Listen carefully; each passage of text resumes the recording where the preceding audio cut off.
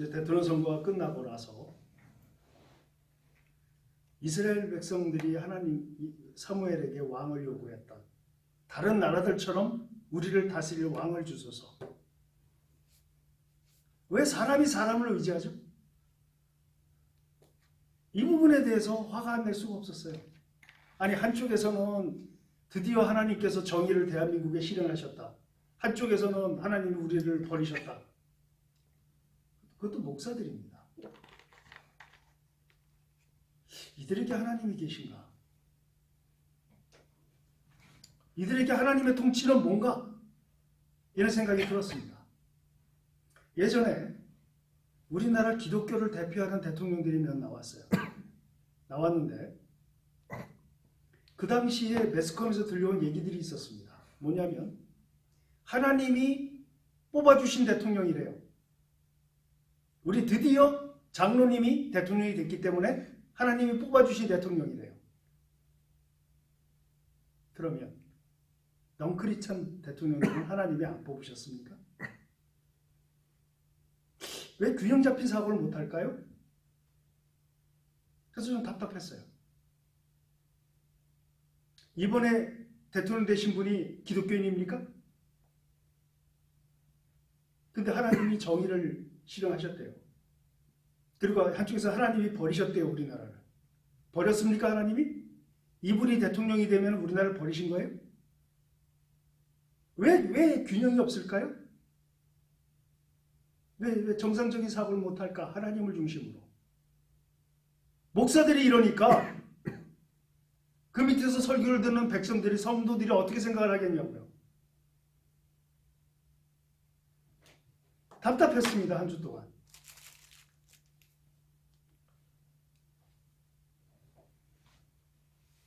우리가 조금 아까 읽었던 사무엘에게 왕을 요구했던 이스라엘 백성들, 그들은 뭐죠? 다른 나라들처럼 굳건히 한 왕이 서서 이 나라를 지켜주게끔 만들어주세요. 하나님은 없는 거예요, 거기. 그래서 뭐라고 했습니까? 사무엘이 슬퍼하니까 하나님 뭐라고 하셨어요? 그들이 너를 버린 게 아니라 그들이 나를 버린 것이다. 내가 그 일주일 내내 그 목사들하고 대화하면서 이 네 구절을 참 많이 얘기했어요. 한번 볼까요? 예레미야 17장 5절.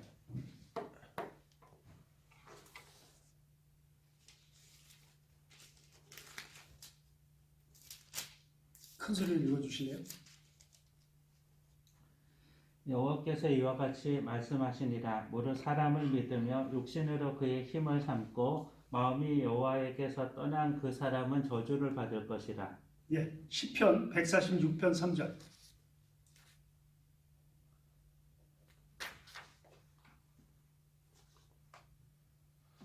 귀인들을 의지하지 말며 도울 힘이 없는 인생도 의지하지 말지니. 잠언 29장 25절.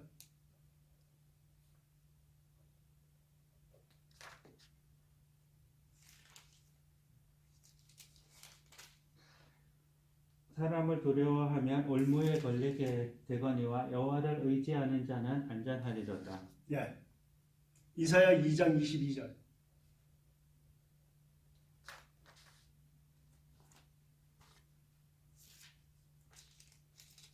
너희는 인생을 의지하지 말라. 그의 호흡은 코에 있나니 새말 가치가 어디 있느냐. 하나님이 어떻게 보시는지 아시겠죠?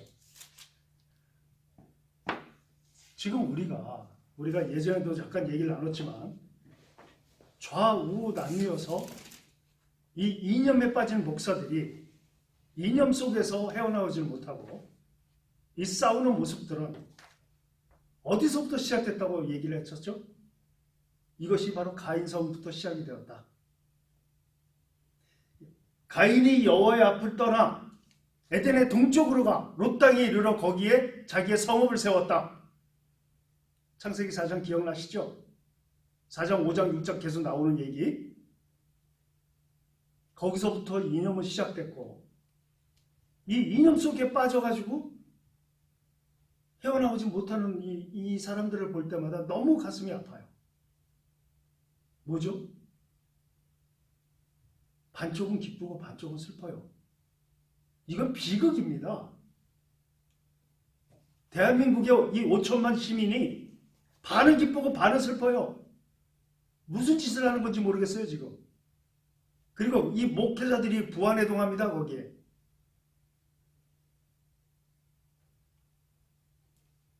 인류 보편적인 사람의 가치, 사람의 사랑, 하나님 보시는 그 사람들, 너무나 아팠어요. 일주일 동안. 예수님이 그들을 위해서 돌아가 주셨는데 그거를 역설하는 목사들이 양쪽으로 쪼개져 가지고 서로를 비방 정도가 아닙니다. 여러분 제노사이트 아세요? 제노사이트가 뭐냐면 우리가 많이 들어본 단어예요. 제노가 사람이에요. 사람. 사이트는 살인이에요. 제노사이트. 대표적인 사람? 히틀러예요. 집단으로 사람을 600만이나 이스라엘 사람 죽였죠? 르완다 내전 때 어떻게 됐습니까? 제노사이트라고 하는 몇 번의 역사적인 사건이 있었어요. 그걸 보면 원인이 뭐냐면 인간에 대한 근본적인 분노예요. 민족주의. 크리스찬이고 뭐고 없어요. 그 일이 이루어질 때에는.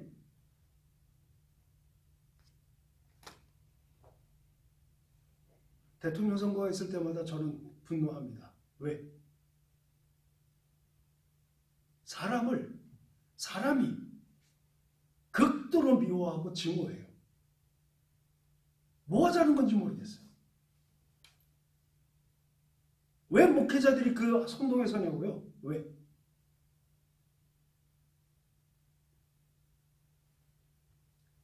대통령 이번에 그 발표가 끝나고 나서부터 어저께까지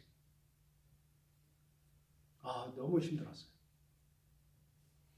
왜 한 교회에서 이 인간의 죄악의 근본이었던 가인으로부터 시작된 이념 싸움이 왜 하나님의 교회가 쪼개져 가지고 여기에 부안해동하느냐고. 여호와의 곁을 떠나서 에덴의 동쪽 롯담으로 간 그자가 만들어낸 그 일들을 왜 교회에서 목회자들이 이념에 빠져가지고 여기에서 서로를 미워하고 서로를 미워하도록 부추기고, 적어도 모두가 그런다 할지라도 교회만은 그러지 말아야지. 교회만은 사람을 보편적으로 사랑을 해야지.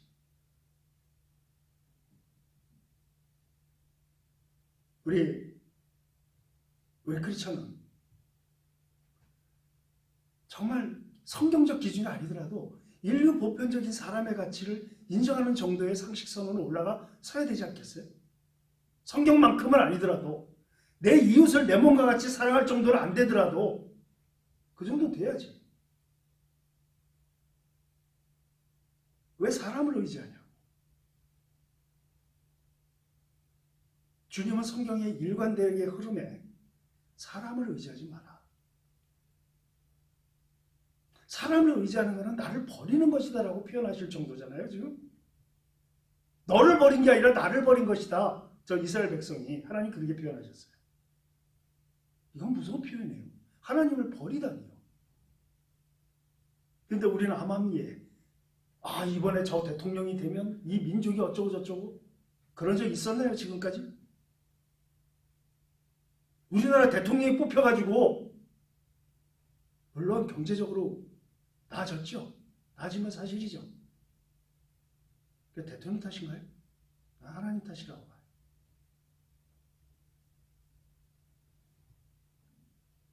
사람을 의지하지 말아라. 하나님의 일관된 목소리예요.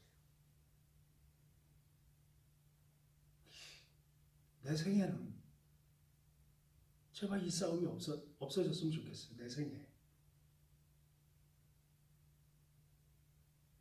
이념이 다르다고요? 미워해요, 사람을. 무시해요.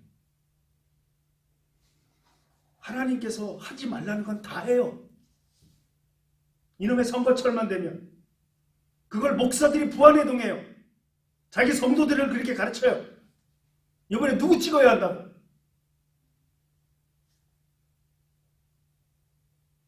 왜 이런 짓들을 하느냐고요.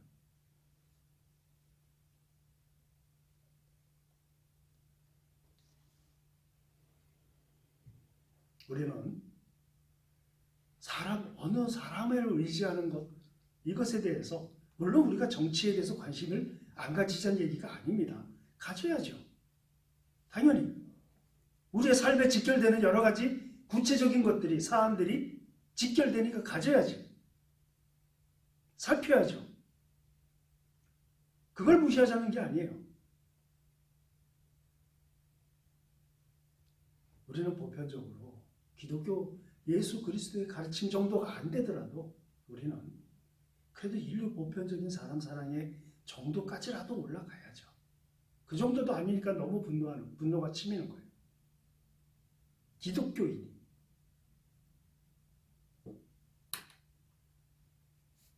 지금 하나님이 사무엘에게 말씀하십니다. 너희들이 왕을 뽑게 되면 한마디로 말해서 그 왕은 너희들을 종으로 만들 것이다. 돌로스. 응? 노예로 만들 것이다. 너희가 내 것이라고 가진 것들을 왕은 가져갈 것이다. 이 얘기죠. 그리고 여기 여러분이 아시다시피 너희에게 11조를 걷어갈 거라고 했어요. 기억나시죠? 조금 아까 읽었으니까. 여러분 11조는 우리가 흔히 생각하는 헌금이 아니에요. 11조는 이스라엘 사람들이 냈던 11조. 그 세금입니다.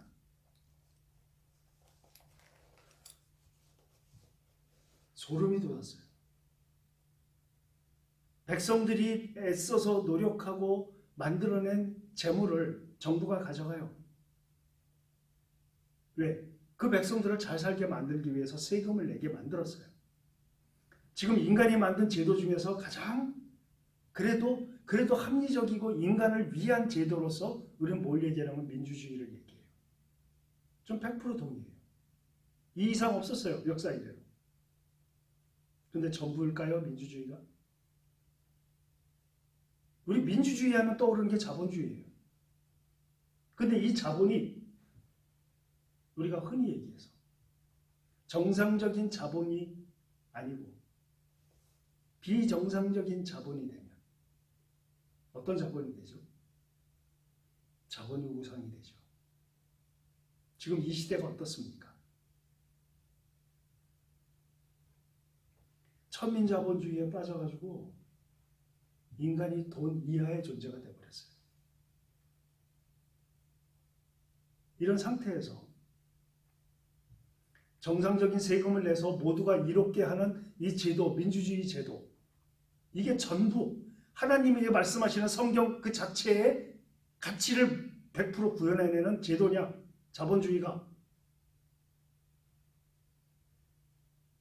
그러니까 제 얘기를 해서 좀 죄송한데 저는 한때 톨스토이에 빠져 있을 때, 여러분 톨스토이가 무정부주의인 거 아시죠? 그 사람은 무정부주의자예요. 인간을 억압하는 어떤 파워나 권력도 인정하지 않았어요. 이 사람은.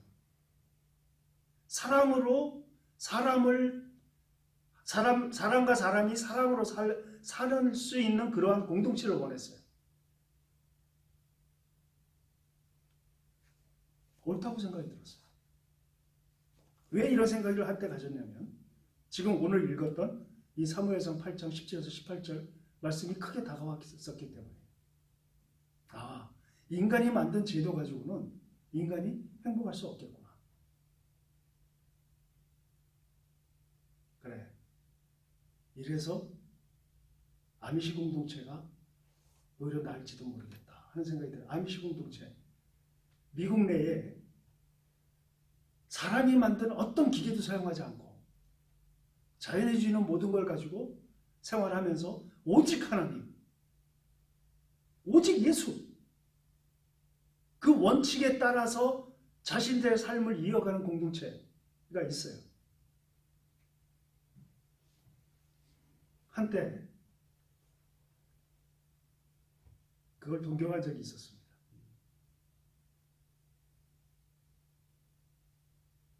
너무나 힘들었어요. 뭐가 힘들었냐면 예수를 믿는 사람들 교회 내에서 이렇게 살펴보면 이념에 따라서 사람들이 나뉘어요. 그러면 이런 생각이 듭니다. 저들에게 예수는 뭔가? 저들은 예수님의 십자가를 믿는다는 사람들인데 십자가가 뭔가? 인류 구원의 근원적인 원칙 아닌가? 네? 그죠?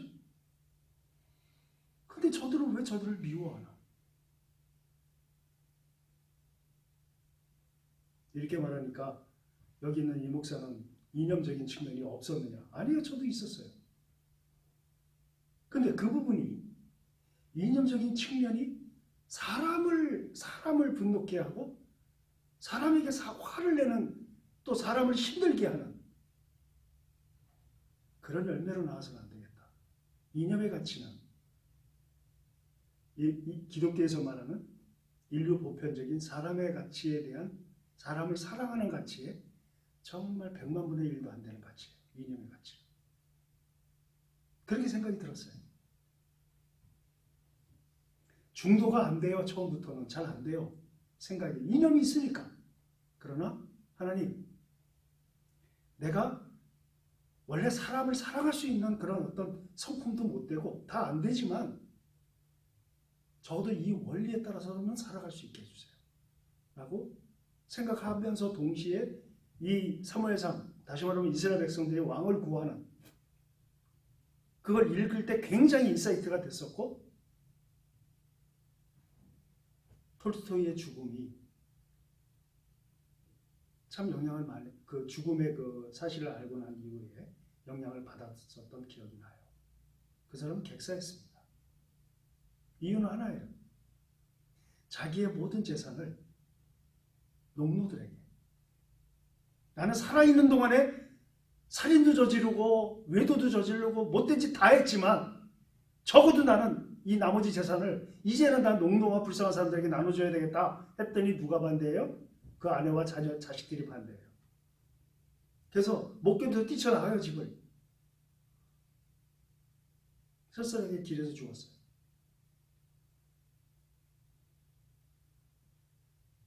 이념이요.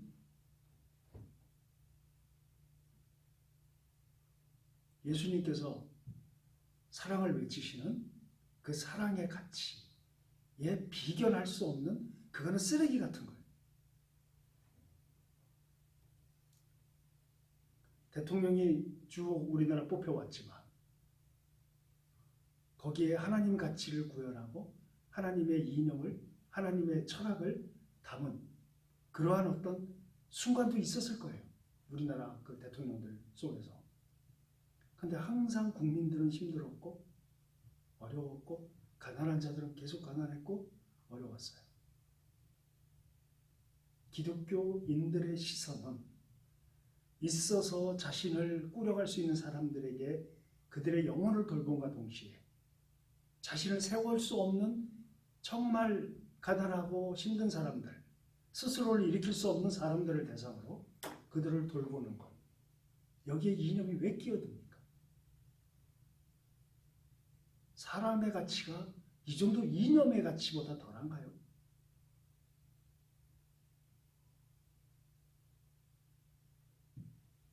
우리가 저번 주에 예수 그리스도에 대한 얘기를 했는데 오늘은 종에 대한 개념을 얘기하면서 저는 이렇게 생각을 합니다. 이념의 종이 되지 마십시다. 이념이 우리의 주인이 될 수 없어요. 이념이 가르치는 대로 사람을 미워하고 분류시키고 왜 이념의 종이 되냐고. 바울은 떳떳하게 얘기를 해요. 나는 하나님의 종이라고. 예수 그리스도의 종. 예수 그리스도의 종이라는 게 무슨 뜻입니까? 예수 그리스도의 가치를 그대로 가져와서 그 가치에 순종하는 것, 그것이 종 아니에요? 그렇게 예수 그리스도의 종이라고 하는 것은 자기를 종, 누구의 종 그러면 뭐예요? 그 누구를 뭐라고 보는 거예요? 주인으로 본다는 뜻 아니에요? 이념의 종, 나 바울은 했다면 그 이념에 따랐겠죠, 바울이. 왜 이념의 종이 되냐고. 이 부분은 이 한국 목회자들, 자기 성도들을 갈라치는 목사들 좀 마음이 힘들어요. 성도들은 목사의 설교를 들을 수밖에 없어. 근데 그 자들이 그런 식으로 성도들을 갈라치게 만들어요. 미워하게 만들어. 왜 대통령 선거철만 되면 이 짓거리들이 나오냐고.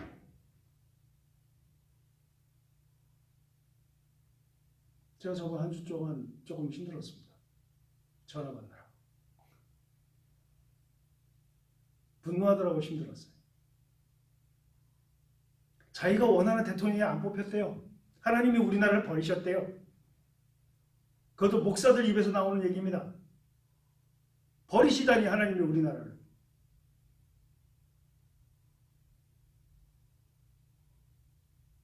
바울은 예수 그리스도의 종이라고 자기를, 정체성을 그렇게 만들었어요. 이제 제발 이념의 종이 되지 말고 바울처럼 예수 그리스도의 종이 됩시다.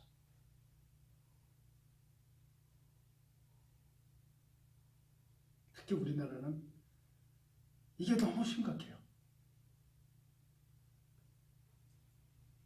자기가 지금 무슨 소리를 하고 있는지를 몰라요. 그 사람들에게 설교를 듣는 성도들, 나중에 하나님 앞에 얼마나 혼이 날려. 목사들이 그런 짓 하는지 모르겠어요. 종은,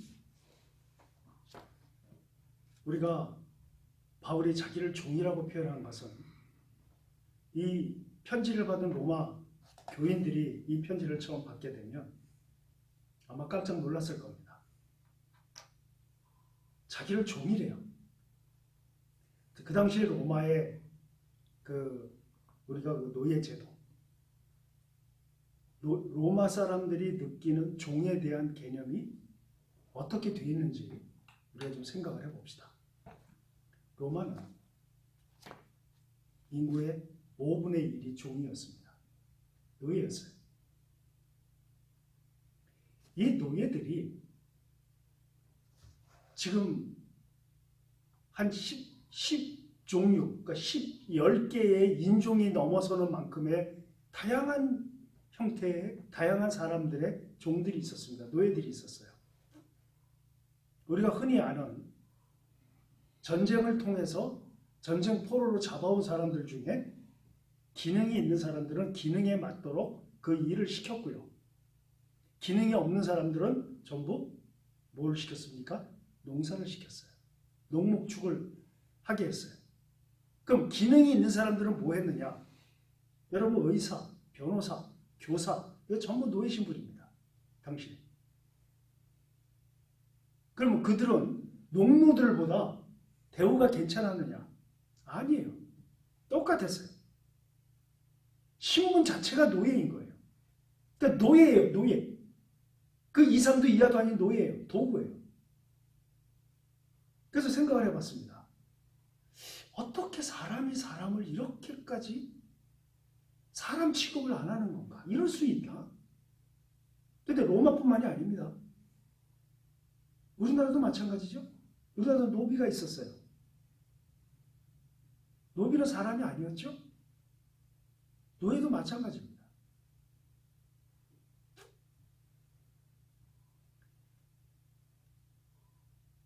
한때는 로마 사람들의 포로로 잡혀온 노예 신분인 사람들, 그들은 전쟁에서 졌기 때문에 노예가 됐는데 그들은 자기 나라에 살 때에는 얼마나 칭송받을 만한 그런 직업을 가지고 살았겠어요.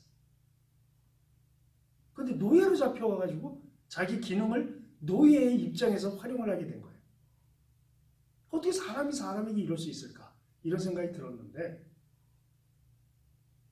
여러분, 이 노예라고 하는 것은 라틴어 썰버스라는 단어에서 왔는데, 이 썰버스에서 파생된 썰바라라는 단어는 이런 뜻입니다. 전쟁에서 전쟁에서 졌기 때문에 죽어 마땅한데 그 생명을 보존받은 그런 은혜를 받은 자 이런 뜻이에요. 설명이 됐습니까? 그러니까 뭐예요? 당연히 죽어야 되는데 너는 은혜를 입어서 살아났어. 은혜를 갚어. 이런 뜻입니다. 아, 이런 인식이라면 노예에 대해서 그렇게 잔혹할 수 있겠다, 사람들이. 이게 서구 사회에 뿌리 박힌 노예에 대한 관점이에요. 그래서 이들은 노예 그러면 쟤는 죽어 마땅한 존재였는데 은혜를 받아서 산 존재야. 우리가 살려준 거야. 그러니까 당연히 우리의 노예로서 당연히 그런 삶을 살아야 되라고 생각되어지는 존재들이었다라고 생각을 하면 아, 이거 인간으로서 그럴 수 있겠다라는 생각이 어렴풋이 이해가 돼요.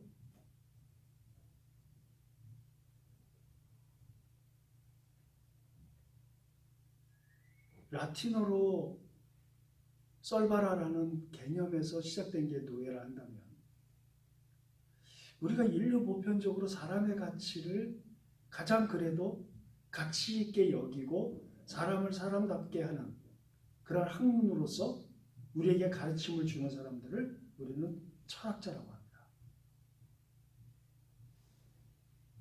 그런데 철학이 시작됐다라고 하는 그리스 아테네. 예, 처음에 그래도 철학의 거두라고 하는 소크라테스, 플라톤, 아리스토텔레스, 우리 이렇게 얘기하죠. 플라톤이 뭐라고 얘기했는가? 플라톤이 인류 보편적인 그 인간에 대해서 플라톤이 국가를 썼는데 플라톤의 이상국가는 위에 있어요. 근데 지금 여기에서 이상국가를 만들기 위해서는 뭘 해야 되는가? 철인이 통치하는 나라가 이상국가예요. 철인, 철학자. 철학자가 통치하는 나라이어야 한다는 게 플라톤의 핵심적인 국가 사상이에요.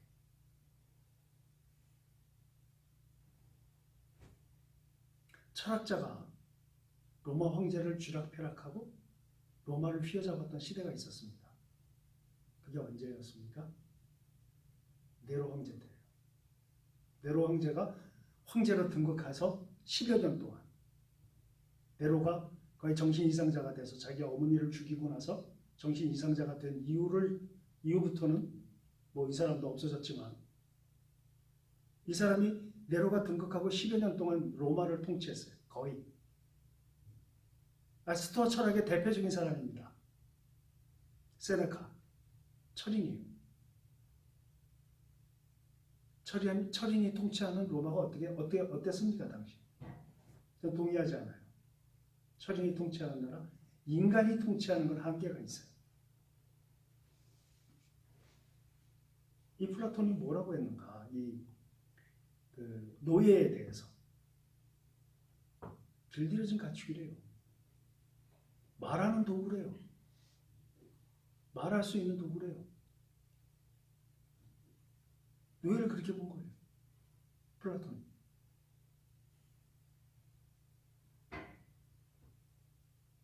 아리스토텔레스는 썰바라는 길들여진 야생의 동물보다 낫대요.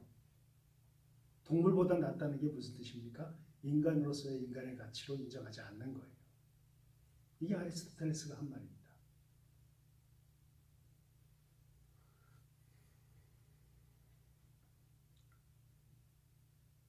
노예는 전쟁에서 죽어 마땅한 존재였으나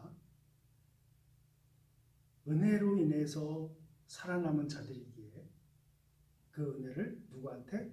주인에게 갚도록 되어 있는 존재들이다. 이게 썰바라예요.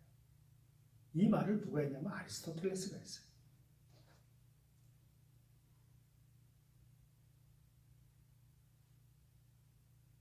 계몽주의의 대표적인 대표적인 철학자라고 할 수 있는 데이비드 휴미라는 사람이 있죠. 그 사람이 한 유명한 얘기가 있어요. 여러분 다 아실 거예요. 백인은 흑인보다 우월하다. 사람의 가치를 가장 사람의 가치로 만들고 생각하고 사유하고 그 가치만큼 끌어올리는 그러한 일들 하는 자들의 입에서 나온 얘기입니다. 이게 철학자들 중에서 인류 보편적으로 사람에게 사람의 가치를 그대로 사람의 가치로 인정을 하는 그런 철학자들을 본 적이 없다라고 역사학자 토인비는 얘기를 했어요. 전적으로 동의합니다.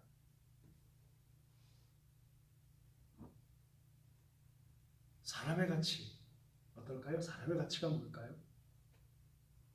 사람의 가치는 하나님께서 당신의 모양과 형상을 따라 하나님의 가치와 유사할 똑같을 수는 없지만 하나님께서 가치를 가치로 부과한 존재로서 만들어진 게 사람이에요.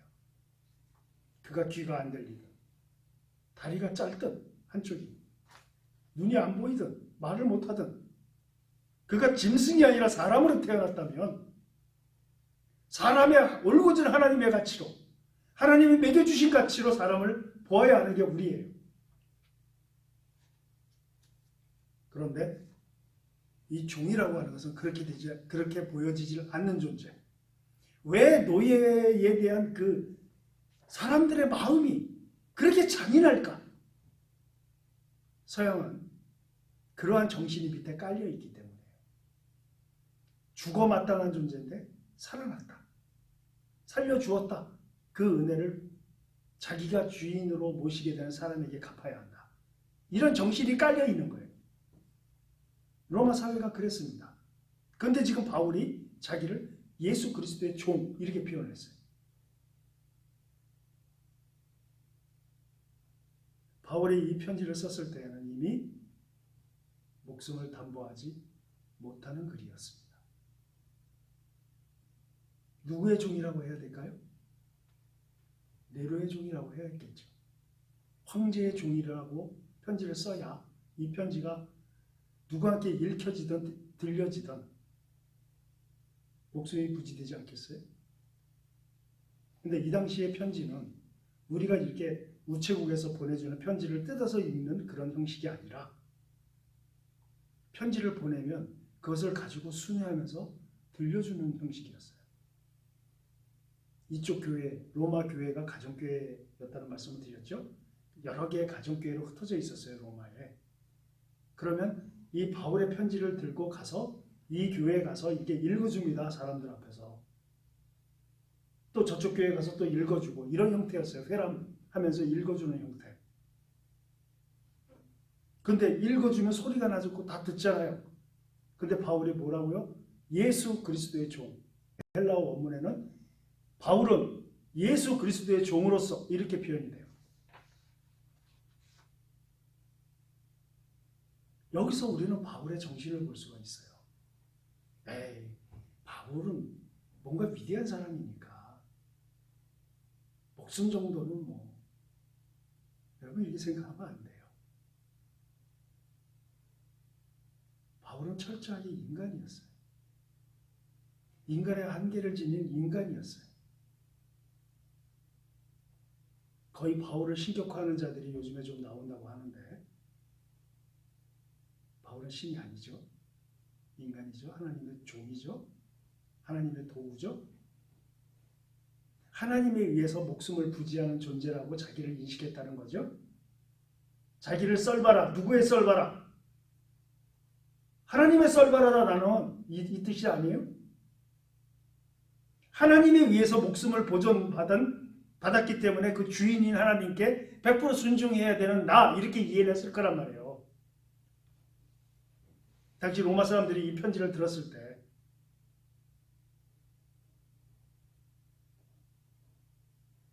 근데 우리는 기독교는 바울에 의해서 형성되었다. 기독교 교리는 예수가 세운 적이 없다. 그 누구도 기독교 교리를 성경을 통해서 세운 사람들이 없다. 유일하게 바울만이 기독교 교리를 세웠다. 그러니까 기독교는 바울에 의해서 형성되었다. 이런 식으로 주장하는 책들이 나오고 있어요. 참 사탄의 전략은 교묘해요. 그렇죠? 여러분 그런 비슷한 책이라도 보게 되면 읽을 필요는 없을 것 같아요.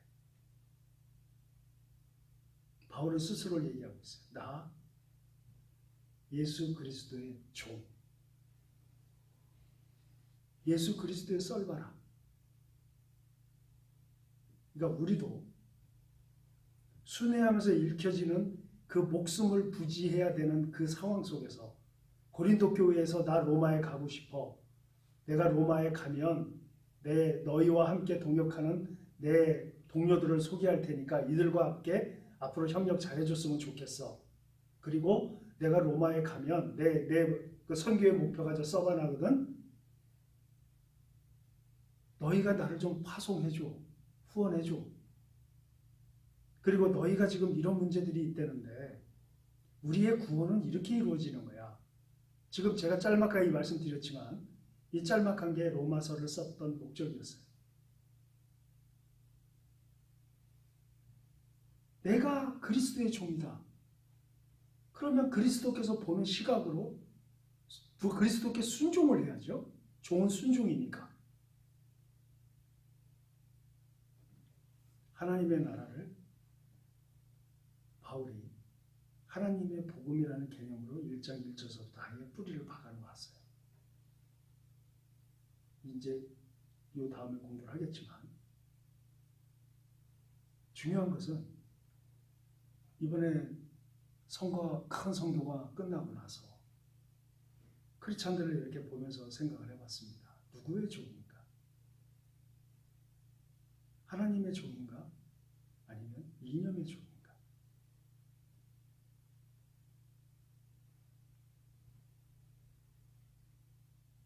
사람을 사랑해야 돼요. 사람의 가치를 하나님이 보시는 가치로 사람을 봐야 돼요. 나하고 이념이 다르다고요? 그게 무슨 큰 문제가 돼요? 이념으로 사람을 죽여요. 사람을 무시해요. 사람을 망치로 때려요. 이념이 다르다고. 벌건 대낮에. 그것도 인생을 70 이상 산 양반이. 이념이 다르다고.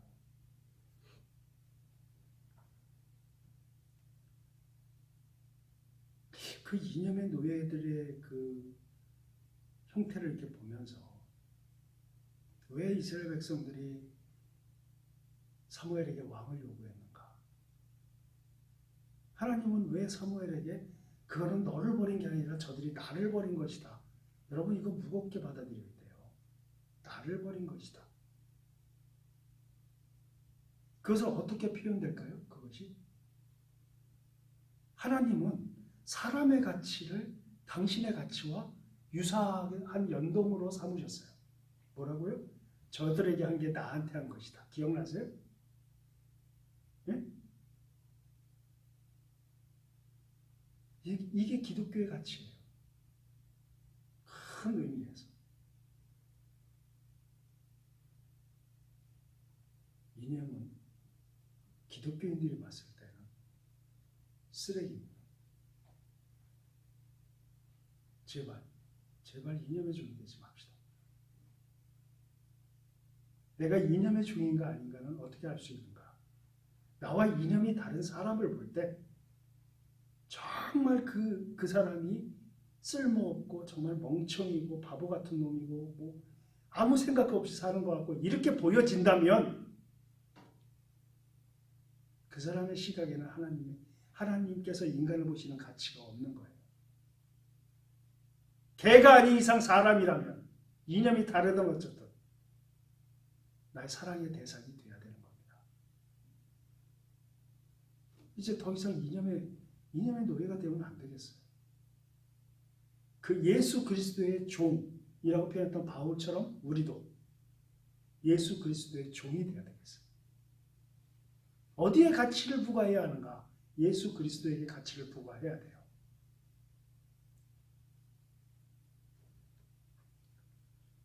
마침 우리가 종 그러면 그냥 전쟁 포로로 잡혀가서 노예 형태로만 생각을 하지만 여기 사무엘을 통해서 하나님이 말씀하신 그것이 뭐냐? 너희를 종 삼을 것이다. 하나님 말씀하셨잖아요. 기억이 나요. 어떤 영화에서 어떤 신문사의 그 편집장으로 있는 사람이 군중은 뭐다? 개다. 개나 돼지다.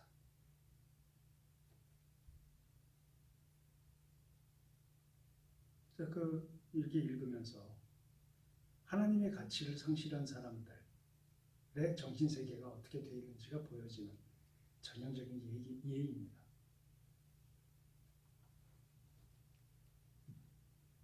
우리가 이번에 선거가 끝나고 나서 또 대한민국이 이렇게 반으로 쪼개져 가지고 이런 걸 볼 때 어쩔 수 없다고 치더라도 적어도 목사들만큼은 부안해동, 크리스찬들만큼은 부안해동해서는 안 돼요.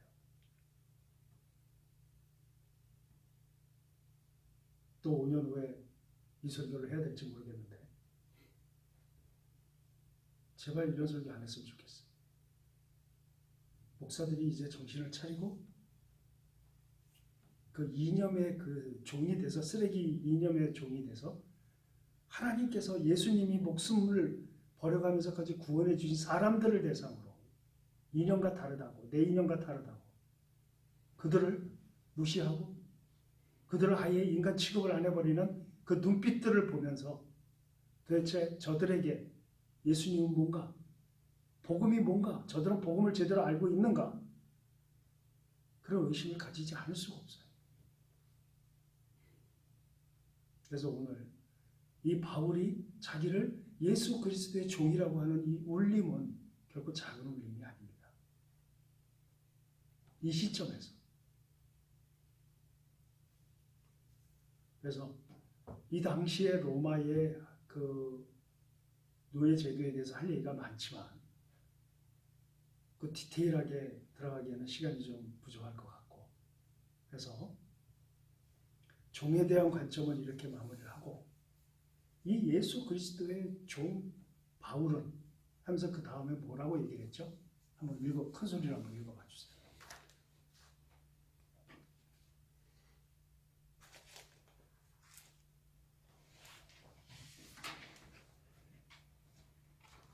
예수 그리스도의 종 바울은 사도로 부르심을 받아 하나님의 복음을 위하여 택정함을 입었으니. 예. 하나님의 복음이라고 표현이 되어 있죠. 여러분, 루터가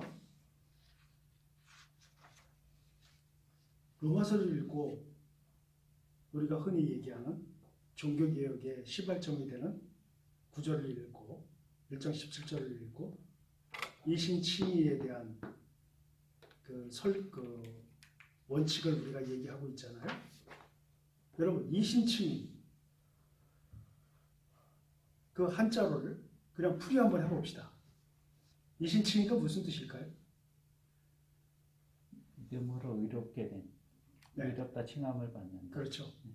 자, 써이자예요. 써이. 응? 신자는 믿을 신자죠. 응? 칭자는 칭할 칭자죠. 그 다음에 의는 오를 의. 응?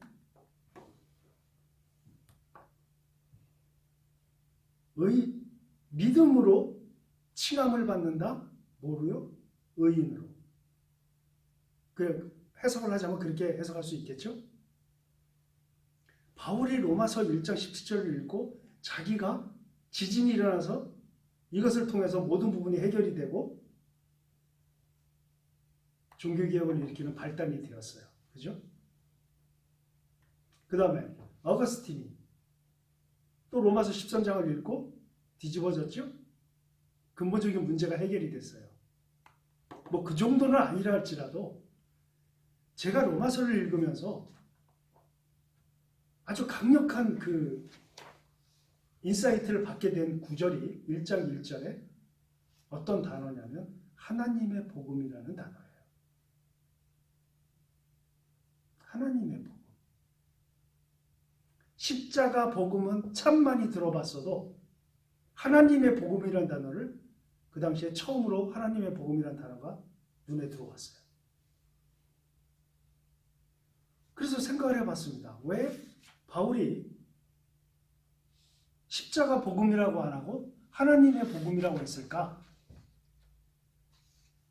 그래서 그 당시에 복음 앞에 붙어 있는 수식어를 지금은 참 찾기가 좋은데 그 당시에는 어려웠습니다. 아시죠?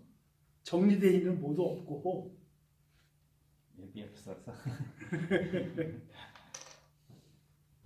저 하나하나 다 찾아봤어요. 복음이 여러 종류가 있나?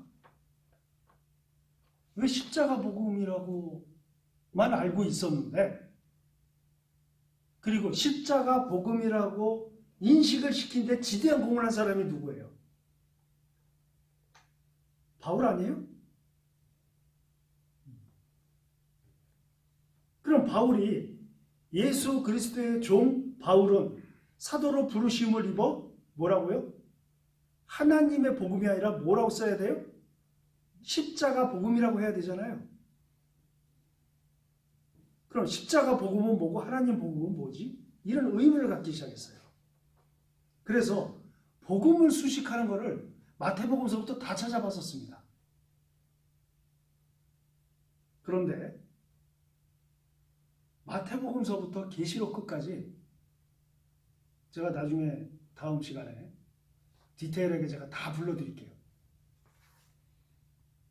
내가 알고 있는 단어 십자가 복음은 복음을 십자가 복음이라고 설명한 그 수식어로 복음의 수식어로 십자가가 되어 있는 구절은 한 구절도 없더라고요.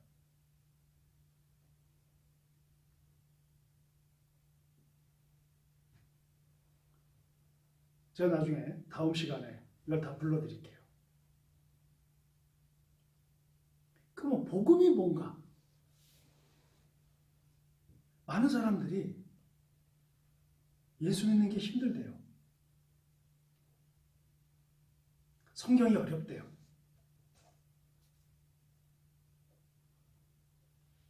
왜 복음이 어려울까요? 성경은 복음을 굉장히 아주 어지럽게 꼬아놨나요?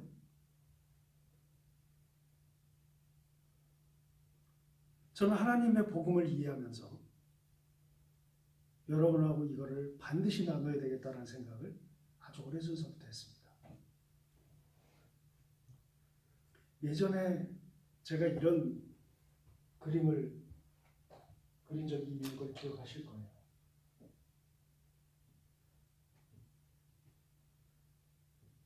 기억나세요?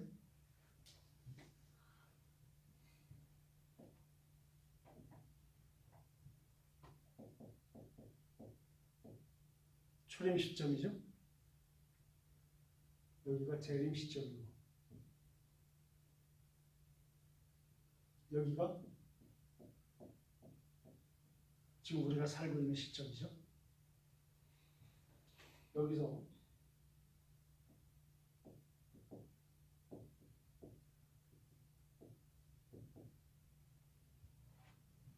예수님이 오시면서 처음으로 설교하신 게 때가 찼고 하나님의 나라가 가까이 왔으니 회개해라 그러셨죠? 기억나시죠? 때가 찼고 무슨 때가 찼다는 거죠? 구약의 300번이 넘는 메시아가 갈 것에 대한 예언이 있었잖아요. 네? 그 예언이 이루어질 때가 찼다는 거예요. 이 때가 찼다는 내용 하나만 가지고 책이 한 권 나와 있어요. 굉장히 깊은 의미가 있어요. 하나님의 나라가 가까이 왔다. 하나님의 나라가 가까이 왔다고 하셨는데 예수님이 오셔서 하나님의 나라가 가까이 왔다라고 했는데 하나님의 나라가 어디에 온 거예요? 어떻게 온 거죠? 어떻게 알 수 있죠? 하나님 나라가 가까이 왔다는 거는 뭘로 알 수 있어요? 주님이 오셨잖아요. 주님이 오셨다. 예수님이 오신 자체가 뭐예요? 하나님 나라가 온 거예요. 하나님의 나라는 물리적이고 장소적인 게 아니라 하나님의 통치 개념이라고 누누이 설명했죠. 하나님의 통치가 오면은 하나님의 나라가 온 거죠. 그죠? 근데 이 하나님의 통치가 누구한테 위임됐어요? 구약의 예언이 뭐예요? 예언이. 다음에 구약 예언을 아주 중요한 부분만 한 300개 다 살펴볼 수는 없고, 이 땅에 하나님께서 예수 그리스도가 오시게 되면 어떠한 일을 할 것이다 라고 예언된 내용들을 다 읽어보면 예수님이 십자가에 죽으심은 최종 목적이 아니라는 걸 알게 될 거예요. 아시겠어요? 이게 필요 없다는 뜻이 아니에요. 여러분, 십자가의 복음의 완전체, 복음의 완성, 그러면 보통 학자들이 세 단계를 얘기해요. 세 단계. 뭐죠? 첫 번째, 죽으심. 네? 그 다음에 부활하심. 그 다음에 통치하심. 이 세 개를 합쳐서 복음의 완전체라고 해요.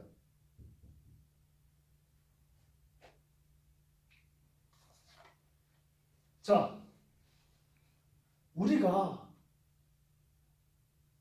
내가 구원받았다. 예수 그리스도의 십자가에 나를 대신한 희생으로 말미암아서 내가 구원받았다. 그럼 어떤 부분이에요? 죽으심이죠?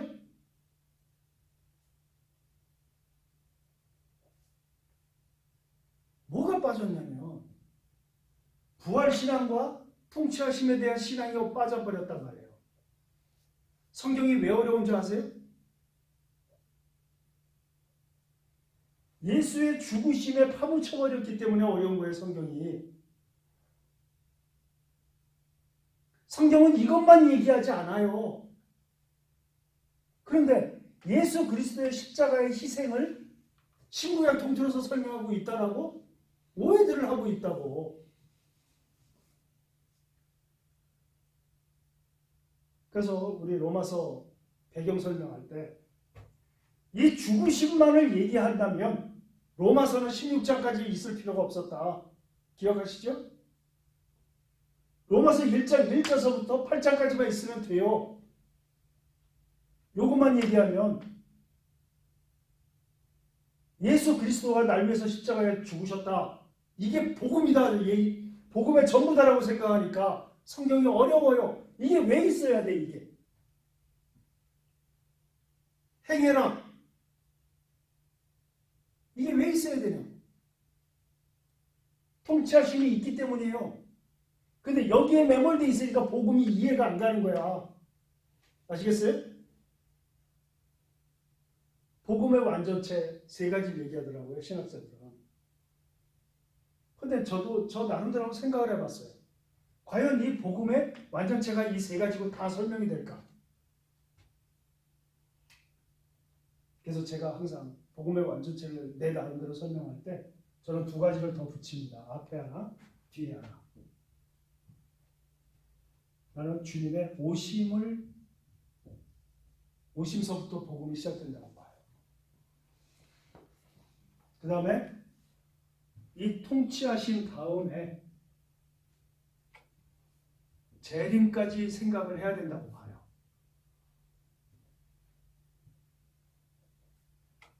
그래서 항상 저는 복음의 완전체를 5개로 얘기합니다.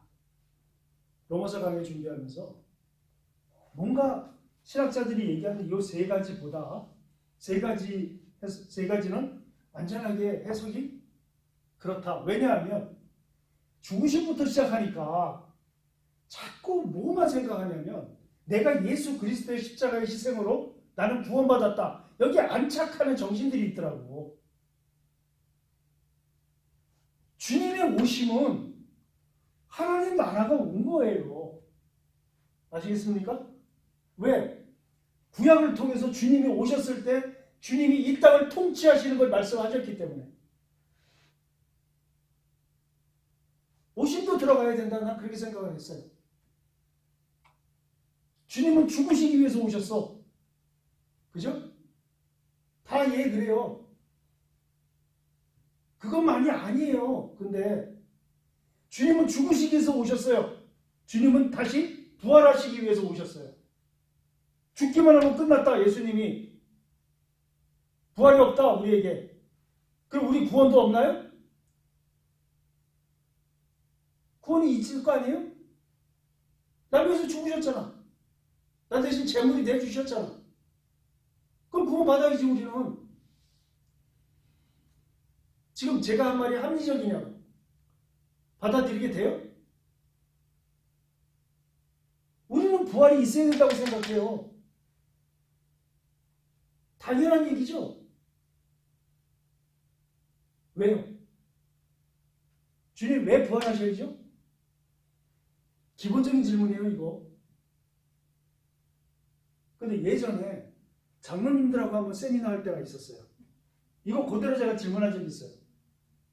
부활이 왜 중요합니까? 라고 얘기했더니 대답들을 못 하시더라. 왜죠?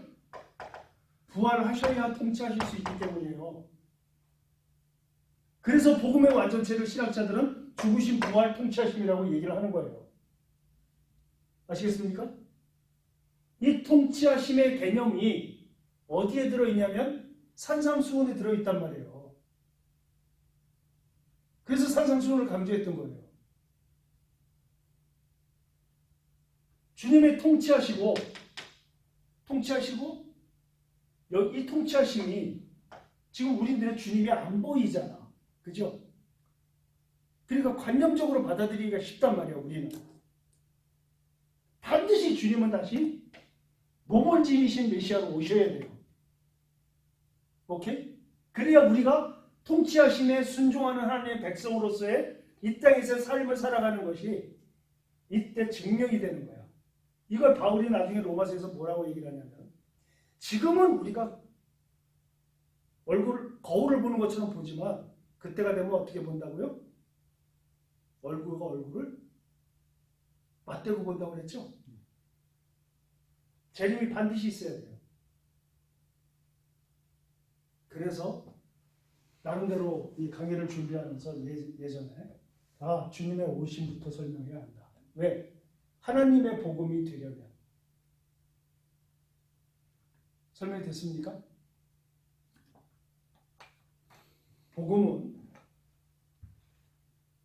복음이란 단어는 우리가 유한겔리온이라고 하죠. 이 단어를 처음 쓴 사람은 기독교인이 아닙니다. 로마 황제가 썼어요. 로마 황제가 백성들에게 연설을 하거나 뭔가 이렇게 자기 주장을 얘기할 때 너희들에게 복음이 임하였노라 할 때 유한겔리온이라는 단어를 썼어요.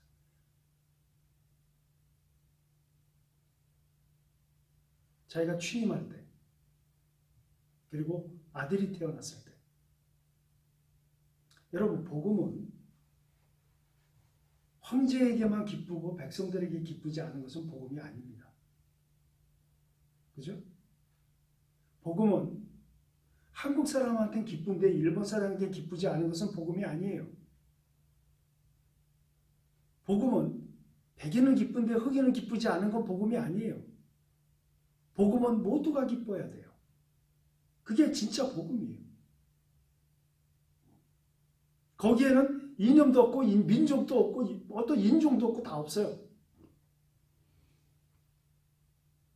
복음은 인류 보편적 가치고 인류 보편적 기쁨이에요. 이 유한겔리온이라는 단어를 황제가 썼는데 바울이 이 복음이라는 단어를 쓸 때 유한겔리온을 가져왔어요. 불경스럽게 짝이 없는 자예요. 로마 황제가 봤을 때 감히 복음을, 이 복음이라는 단어를 여기에 쓰다니, 이럴 수 있는 단어거든요. 바울이 너희들이 아는 복음은 그것 아니라는 거예요. 설명이 됐죠? 이게 복음이라는 거예요. 뭐가? 하나님의 복음이에요. 황제의 복음이 아니라 하나님의 복음이야. 아시겠죠? 그럼 하나님의 복음이 뭘까요? 하나님의 복음은 하나님의 통치하심. 하나님이 통치하신다는 게 복음이에요. 그게 왜 복음일까요? 하나님이 통치하시는데 그게 왜 복음일까요? 하나님의 통치는 어디로 가요? 하나님의 통치의 시작 어디였죠? 에덴이었어요. 에덴.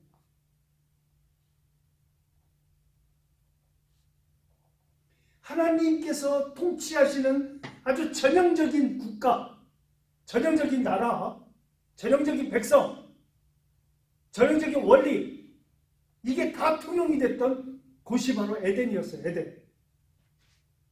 근데 그 에덴이 예수님이 오시면서 뭐라고 하셨냐면 이렇게 얘기하시죠. 때가 찼고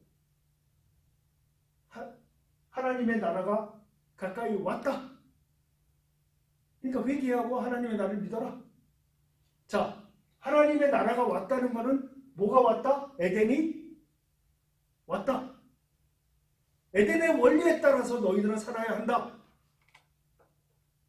그 하나님의 복음이 왔다. 이 얘기예요, 지금. 그래서 우리 예전에 얘기했어요. 복락원에 대한 얘기했어요. 신락원, 복락원.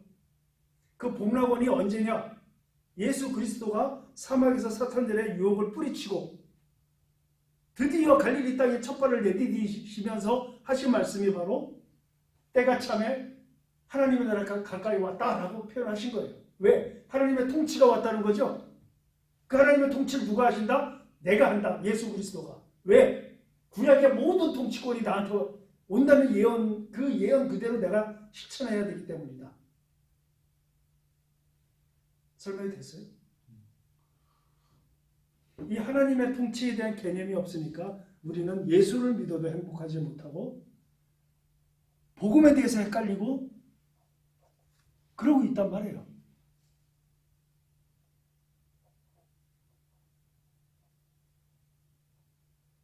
이 복음은, 하나님의 복음은 우리가 아는 이 죽으심에 관계된 십자가 복음. 여기서 이 그림에서 다시 한번 이 그림을 상기시키면 예수님 초림 때 그리고 재림 시에 이 사이를 지금 우리가 살고 있잖아요. 네? 이 사이에 우리가 살고 있는데 뭐 여기쯤 왔는지 아니면 여기인지 우리가 알 수가 없어요. 시점이 어느 시점인지. 우리가 이 시대에 살고 와 있는데 예수님이 이 시대를 뭘로 정의하셨냐면 하나님 나라로 정의하셨어요. 왜 하나님 나라죠? 하나님 나라가 온 이유는 예수 그리스도가 오셨고 예수 그리스도가 오셨다는 것은 예수 그리스도의 통치가 시작됐기 때문에 하나님의 나라가 시작됐다는 거예요. 아시겠습니까? 자, 예수님 초림 때 오셔서 이쯤에서 뭐 어느 시점인지 모르지만 여기서 십자가를 지셨죠? 네? 십자가를 지셨어요.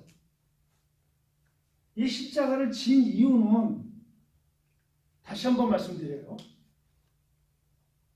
하나님의 백성, 하나님의 나라를 만드시기 위한 과정 중에 하나였다. 아시겠죠? 끝이 아니다. 십자가의 죽음은 과정이다. 부활하셔야겠다. 왜? 통치하셔야 되기 때문에. 설명이 됐어요? 이 통치하시는 과정에는 그리스도가 보이지 않는다. 눈에. 그러니까 많은 사람들이 고통을 받거나 시련을 받거나 고난을 받게 되면 다 무너져 내리고 이 과정이 있기 때문에 주님은 반드시 재림하셔야 한다. 그래서 참 성경이 진리인 것이 너희들 왜 하늘을 멍하니 쳐다보고 있느냐. 주님이 승천하신 다음에 사람들이 쳐다보고 있으니까 너희들 본 그 모습 그대로 주님이 다시 오실 것이다. 무슨 뜻이야? 몸을 입은 그리스도께서 다시 오신다는 거죠. 인자의 모습으로. 설명이 됐어요? 왜 복음이 어려운가? 나한테 복음이 뭐예요? 근본적인 질문 참 많이 했어요, 사람들이. 근데 딱 던져주면 이해를 못해요. 많은 하나님에 대한 관점과 예수 그리스도에 대한 마음속에 이 스펙트럼과 캐파가 넓어지지 않으면 이해가 힘들더라고. 그래서 하나님 복음이 뭐예요? 그러면 한마디로 그것을 정의하면 하나님의 통치가 하나님의 복음이에요. 그럼 하나님의 통치면 다 되나요? 하나님의 통치의 시작과 완성된 모습으로 보여준 것이 하나님이 뭘 보여주셨는가? 에덴을 보여주셨죠? 에덴을 장소로 잡으시고 백성 삼으시고 통치의 개념으로 에덴으로 시작을 하셨단 말이에요. 그러니까 뭐예요? 지금 우리는 어떻게 살아야 한다?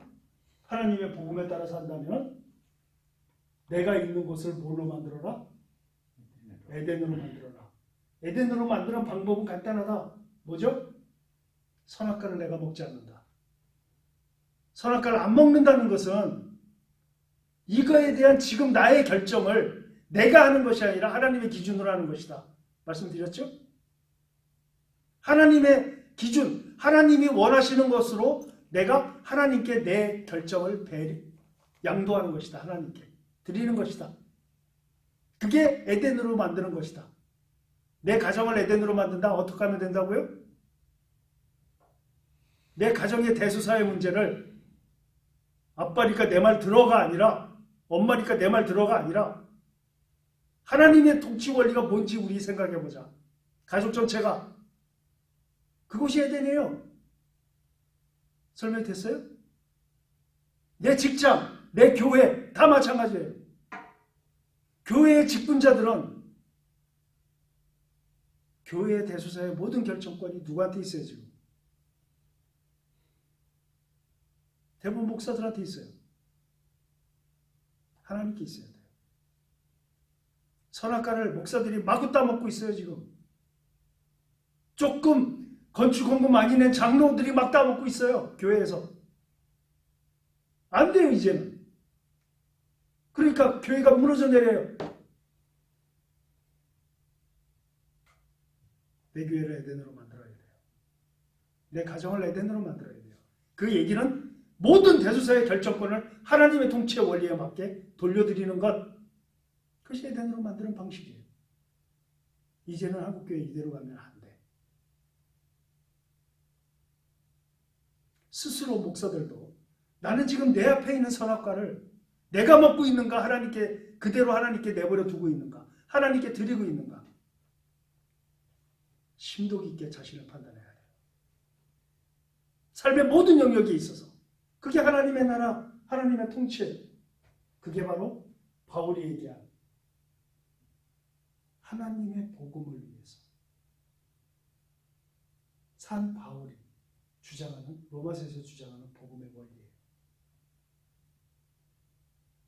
다음 주에 그리스도께서 이 땅에 오셔서 하나님 나라가 가까이 왔다라고 얘기하신 이유, 도대체 예언이 어떻게 되어 있었길래, 구약에서 메시아가 오시면 어떻게 하시길래 예수님이 하나님 나라가 가까이 왔다라고 말씀하셨는가? 이 땅에 처음 하셔서 처음으로 설교한 내용이 이 내용이에요. 바로. 다음 주에는 구약을 통해서 그 내용을 살펴보기로 하겠습니다. 수고들 하셨어요.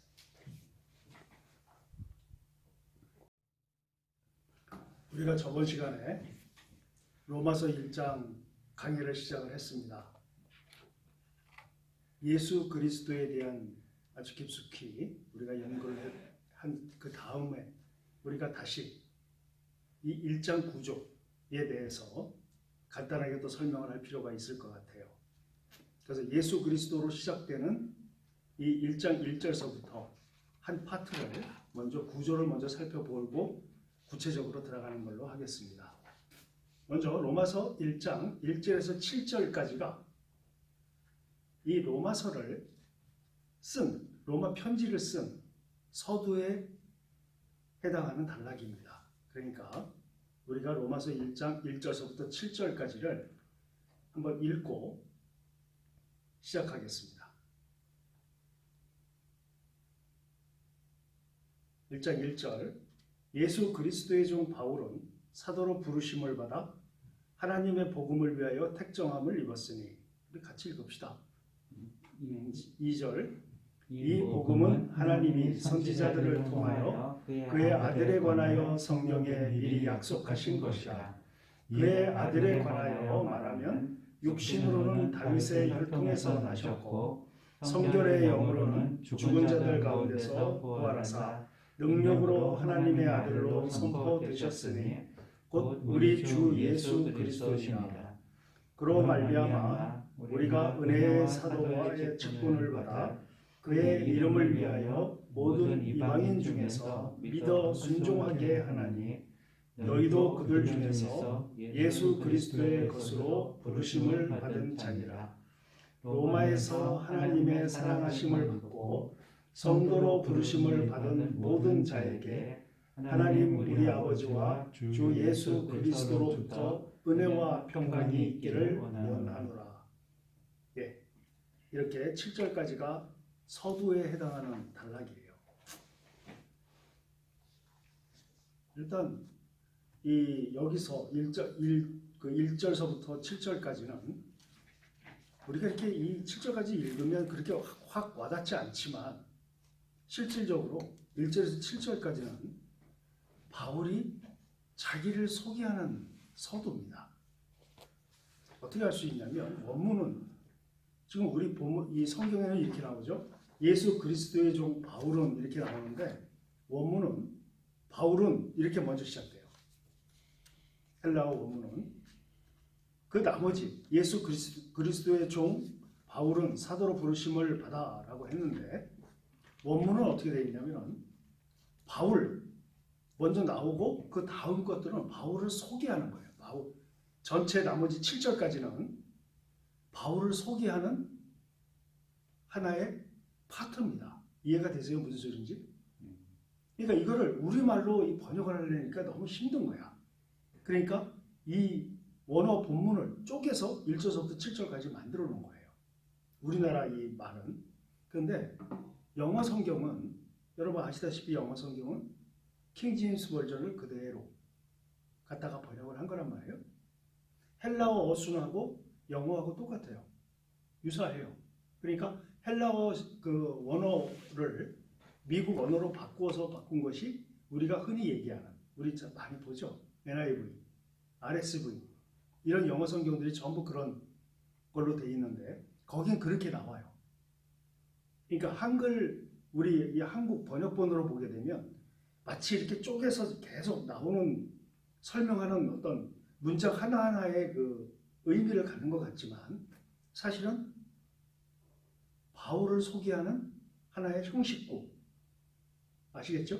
그런 형태로 되어 있기 때문에 바울의 소개를 자기를 1절서부터 7절까지 쭉 한다고 보시면 돼요. 구조가 그렇게 돼 있어요. 그 다음에 하나님의 복음이라는 단어 있죠. 1절 중간에 하나님의 복음을 위하여 라고 되어 있죠. 이 하나님의 복음은 복음을 설명하는 이 군대, 그러니까 다시 말하면 바울을 설명하는 전체이면서 중간에 하나님의 복음을 그걸 설명하는 것이 뭐냐면 2절이에요. 2절이 뭐? 이 복음은 이라고 시작되죠. 그러니까 복잡해요. 좀 구조가, 헬라어 구조가. 그러니까 이런 부분들을 이 시간에 하게 되면 의미가 있을까요? 여러분의 의견을 물을게요. 의미가 있어? 난 다 이렇게 생략하거든요. 그래서 이런 거 구체적으로 왜 하지? 근데 이걸 원하는 사람들이 있어. 그래야 뭐가 있어 보이나 봐. 그래서 나는 다 스킵하고 넘어갔는데 전화가 와서 이런 부분들을 얘기를 해줘야 될 거 아닙니까? 아무튼 복잡해요. 조금 1절에서 7절까지 나머지 다 마찬가지지만 이런 부분들을 디테일하게 하게 되면 이런 거 하다가 다 끝나버려. 무슨 신학교 강의하는 것도 아니고. 그래서 좀 마음이 좀 그래서 스킵을 했는데 강력하게 요구하는 어떤 목사님이 계시더라고요. 보겠다. 그래서 아무튼 시작을 했으니까 간단하게 마무리를 하고 7절까지의 구조를 그 1절 중간에 나오는 하나님의 복음이라는 그 단어를 2절이 설명하고 있고 그 다음에 그 2절에 보면은 3절에 보면 그의 아들에 관하여 말하면 이라고 했는데 4절까지가 그 아들에 관한 설명이에요. 4절까지가 그 다음에 5절을 보면 그로 말미암아 하면서 이렇게 쭉 나오죠. 이거는 예수 그리스도에 대한 수식 문장이에요. 그 다음에 6절은 5절의 모든 민족을 수식하는 민족이라고 그랬죠. 거기 이방인. 예? 6절은 이 이방인을 수식하는 구절이야 또. 그러니까 이렇게 구조가 좀 복잡하게 돼 있어요. 근데 이게 중요한 게 뭐냐면 그게 중요한 게 아니라 이런 식으로 우리가 예수 그리스도를 얘기할 때 1절을 얘기할 때 예수 그리스도를 먼저 제가 첫 강의에 시작을 했는데 이 구조대로 한다면 바울 먼저 시작을 해야 되잖아요. 그죠? 근데 그렇게 하고 싶지 않았어요. 왜냐하면 주인공이 바울이 되면 바울은 아니거든. 그래서 이 구조를 먼저 우리가 이해를 하고 넘어간다면 1절에서부터 7절까지가 서두에 관계된 것이고 바울이 자기를 소개하는 글이다라고 얘기할 수 있는 거예요. 이 서신만 보자면. 그러나 의미는 주인공은 예수 그리스도가 되어야 한다. 뭐 그런 차원에서 제가 예수 그리스도를 먼저 시작을 한 겁니다. 여기서 이 장절, 난 이 장절 이것이 그 헬라어 원어 성경을 그대로 이렇게 담아서 그 의미를 그대로 다 우리가 이해할 수 있으면 좋겠는데 이게 그러질 못한단 말이야. 그럼 이 장절 나눈 것이 우리가 성경을 읽는데 아주 편하죠. 장절이 나눠져 있는 게. 그런데 여러분 그 성경이 처음에 쓰였을 때 장절이 없었던 거 아시죠? 장절이 없었어요. 예를 들어서 구약의 장이 만들어지기 시작한 게 언제냐면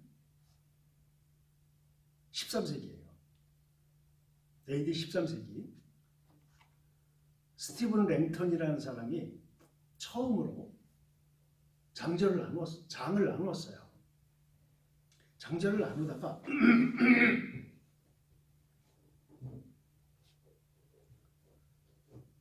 16세기에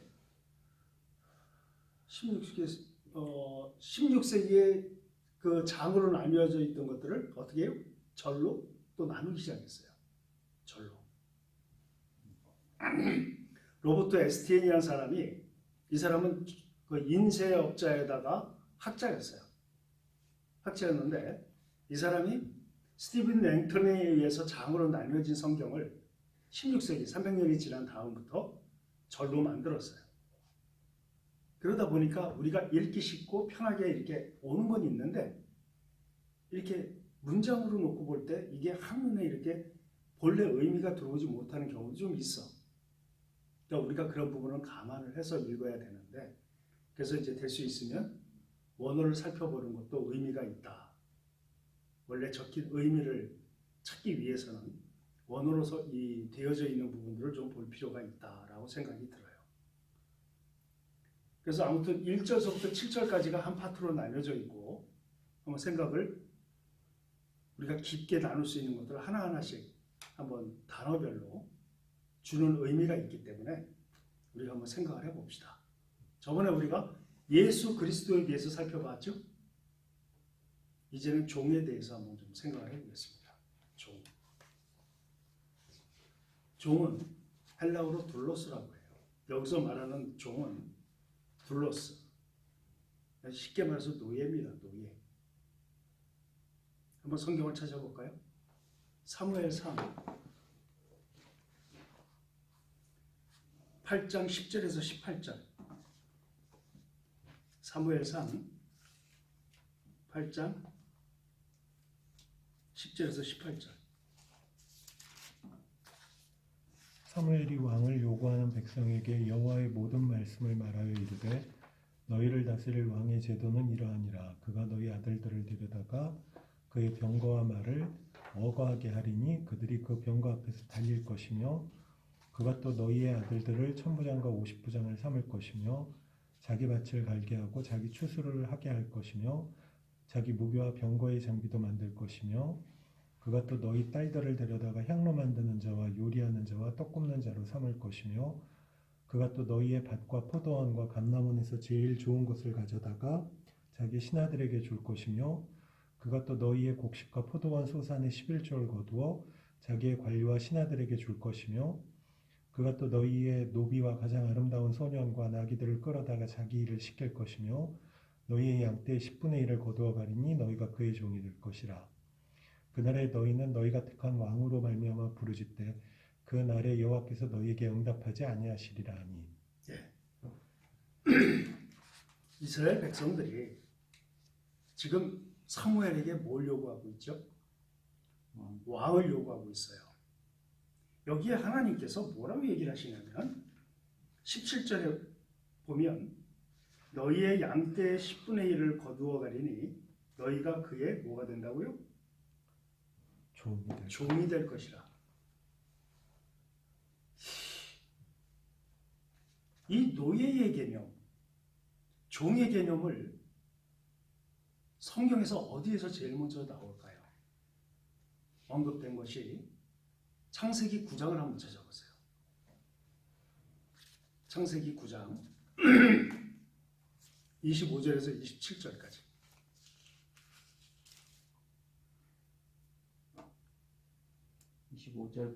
예. 이에 이르되 가나안은 저주를 받아 그의 형제의 종들의 종이 되기를 원하노라 하고 또 이르되 셈의 하나님 여호와를 찬송하리로다. 가나안은 셈의 종이 되고 하나님이 야벳을 창대하게 하사 셈의 장막에 거하게 하시고 가나안은 그의 종이 되게 하시기를 원하노라 하였더라. 홍수 후에 노아가 됐어요. 거기까지. 27절까지. 여기 종이란 말이 나오죠? 지금 노아가 그 술 취해서 누워있는 모습을 가나안이 보고 잘못한 것으로 인해서 가나안이 종이 될 것이다라고 예언을 하고 있죠, 지금. 근데 이전에는 종의 개념에 대해 성경에 언급이 없어요. 하나님께서 천지를 창조하셨을 때 인간과 인간의 관계성, 이런 또 하나님과 인간의 관계성 가운데에서 하나님은 한 번도 이 종의 개념을 언급하신 적이 없어요. 그러니까 다시 말씀드리면 종이라는 개념은 창조 원리에 들어있지 않다는 거예요. 그러면 노아 홍수가 끝나고 나서 지금 이 8가족 외에는 없는데 사람들이 종이 될 거래. 그러면 이 종의 개념은 노아 홍수가 있기 전에 가만히 있었다는 얘기죠. 그럼 종은 언제, 노예의 개념은 언제부터 시작됐을까? 시작된 것이 바로 가인 네이션. 가인 스테이트가 바로 종의 개념을 만들어낸 인간적 개념이라는 거죠. 그죠? 그러니까 다시 말하면 지금 창세기 처음에 노아가 종에 대한 얘기를 했고 그 다음에 그 다음번에 우리가 두드러지게 종의 개념으로 야 이건 뭘까라고 생각하게 되는 계기가 뭐냐면 아브라함의 종이에요. 기억나세요? 왜냐하면 아브라함 창세기 12장부터 이 홍수가 끝나고 나서 아브라함이 대두가 되잖아요. 응? 이 아브라함이 대두가 되고 아브라함이 아들을 결혼시키는 데 있어서 아브라함의 충실한 종의 얘기가 나와. 그러면 그 아브라함 시절에는 여러분 아다시피 율법이 없었어요. 율법이 없다는 건 무슨 뜻이야? 옳고 그름이 없다는 거야. 옳고 그름의 유일한 기준은 하나님이에요. 하나님께서 옳은 것이다, 그런 것이다라고 판단을 내리시는 게 전부였어요. 그 당시에는. 그러면 그 시대에 살았던 사람들은 뭐 어떤 원칙을 갖고 살았을까? 그 시대의 원칙을 갖고 살았다는 얘기야. 아브라함도. 그죠? 하나님께서는 율법을 주시지 않았기 때문에 그 시대를 살았던 갈대 우르에서 살았던 아브라함의 라이프 스타일 그리고 가나안 지역으로 와서 하나님이 떠나라고 해서 가나안 지역으로 왔지만 가나안 지역의 문화권 속에 살지 않았겠어요? 그게 아브라함의 삶이었단 말이야. 그러니까 이 세상은 창조 원리와 대변되는 어떤 또 다른 어떤 another place야. 다른 장소예요. 그죠? 종은 그런 존재로 만들어진 거예요. 인간에 의해서, 인간의 필요에 의해서, 인간의 죄성 때문에 만들어진 거예요. 인간이 인간 취급을 안 하는 거예요. 그래서 이 종이라고 하는 개념이 우리가 생각할 때 마치 이게 당연히 있었던 것처럼 어떤 역사 속에서 그냥 있어서 어쩔 수 없는 그런 제도인 것처럼 생각하기가 쉬운데 아니라는 거야. 철저하게 우리는 이 종의 개념을 먼저 마음속에서 제해야 돼요. 지금 우리가 뭐 종을 삼나요? 이렇게 우리가 생각할 수 있지만 지금 우리가